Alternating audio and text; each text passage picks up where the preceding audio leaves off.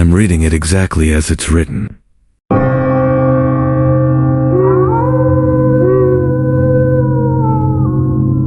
My name is David, and I want to tell about the incident I encountered at my home, year 2024. It all started when I decided to install a home security system. I live alone in a 2-bedroom house in suburban Phoenix, Arizona, and there had been a few break-ins in the neighborhood recently. Nothing major, but enough to make me want some extra security while I was at work.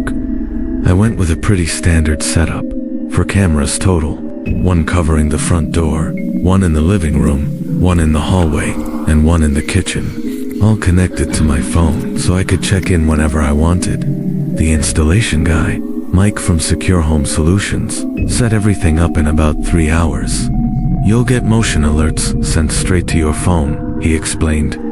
The cameras record in high definition, and you get cloud storage for 30 days of footage. Pretty much state-of-the-art stuff. I was excited about it, honestly. I felt safer, and I liked being able to check on my house during my lunch break at the office. The first few weeks were exactly what you'd expect. Occasional motion alerts when a delivery truck drove by, or when my neighbor's cat decided to explore my front porch. Normal stuff. I'd get maybe 2 or 3 alerts a day, all easily explainable. Then, on a Wednesday in late September, I got an alert that didn't make sense. I was at work around 2:30 p.m. when my phone buzzed, motion detected in living room. That was weird, because I'd been at the office since 8 a.m., and all my doors were locked. I opened the app and checked the live feed. Everything looked normal. My couch, coffee table, TV, all exactly how I'd left it. I figured it might have been a glitch, or maybe a shadow from a tree outside triggering the motion sensor. Technology isn't perfect, right? But then I decided to check the recorded footage from when the alert was triggered. What I saw made me stare at my phone screen for a full minute. There, clear as day, was a figure walking across my living room, a person, in my house. While I was at work, the figure was tall, maybe 6 feet, wearing dark clothing. But here's the thing that really freaked me out.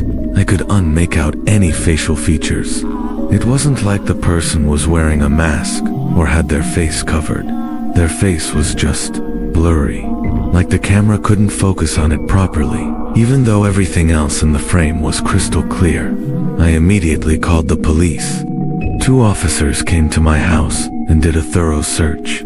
No signs of forced entry. All windows and doors were still locked from the inside. Nothing was missing or disturbed. They checked the footage and confirmed that yes, there was definitely someone in my house, but they couldn't explain how they got in or out. Could be a technical glitch, Officer Martinez suggested. Sometimes these digital systems can create false images, or overlapping footage from different timestamps. I wanted to believe him, but deep down, I knew what I saw was real. The next day, I called Mike from Secure Home Solutions and asked him to come check the system.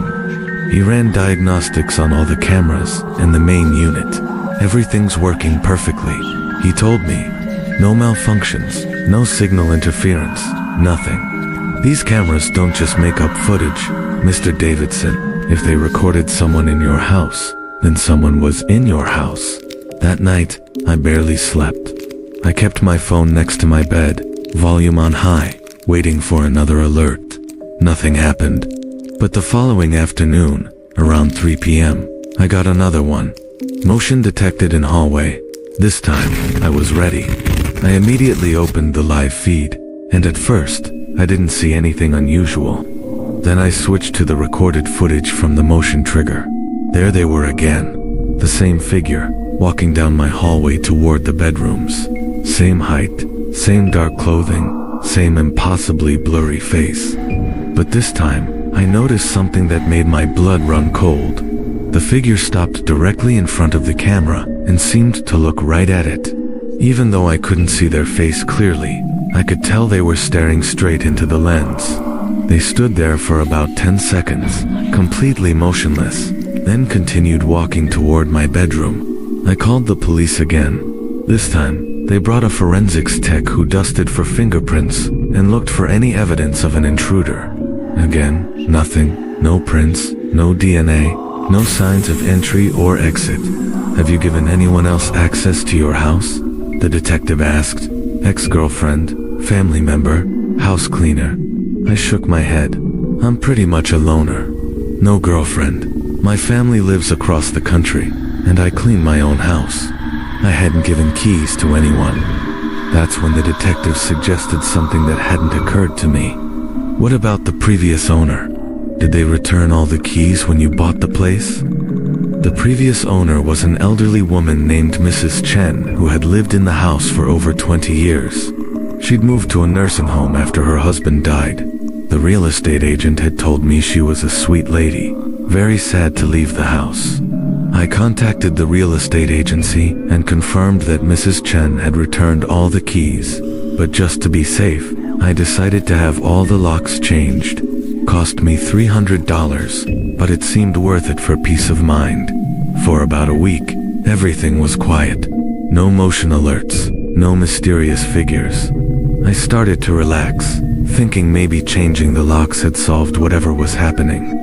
Then I got an alert at 3:17 a.m. on a Tuesday night.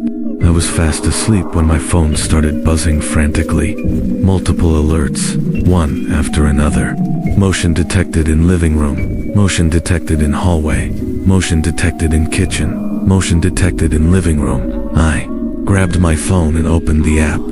The live feeds showed my house exactly as it should be at 3 a.m. Dark and empty. But when I checked the recorded footage, my hands started shaking. The figure wasn't just walking through my house anymore. They were in every room, moving from camera to camera in a pattern that made no logical sense. In one clip, they're in the living room.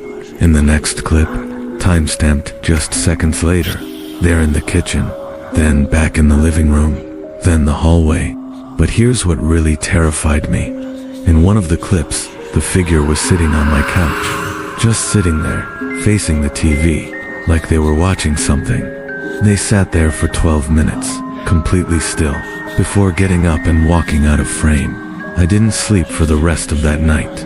I sat in my car in the driveway until sunrise, then went straight to work without even going back inside. That evening, I decided to stay somewhere else. I booked a hotel room and planned to figure out what to do next. But before I left, I wanted to check the cameras one more time. I had 17 motion alerts from throughout the day.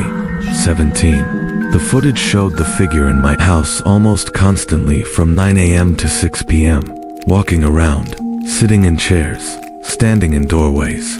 In one clip, they were in the kitchen, and it looked like they were opening and closing cabinet doors. In another, they seemed to be examining the photos on my mantelpiece.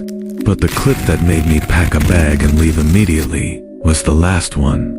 It was time-stamped at 5:47 p.m., just 13 minutes before I was planning to get home from work. The figure was standing in my hallway, facing the front door. Just standing there, like they were waiting for someone, waiting for me. I stayed in the hotel for 3 days, monitoring the cameras remotely. The alerts continued.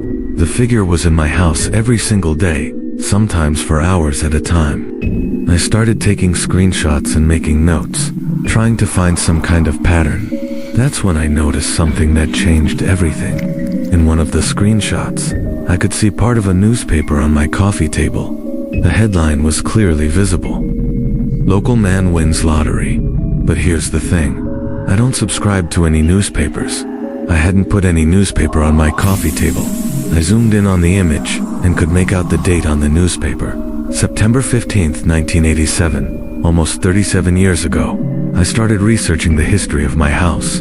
What I found explained everything and somehow made it so much worse. The house was built in 1985. The first owners were Robert and Helen Chen, Mrs. Chen and her late husband. But before Mrs. Chen moved to the nursing home, her adult son David had been living with them for several years.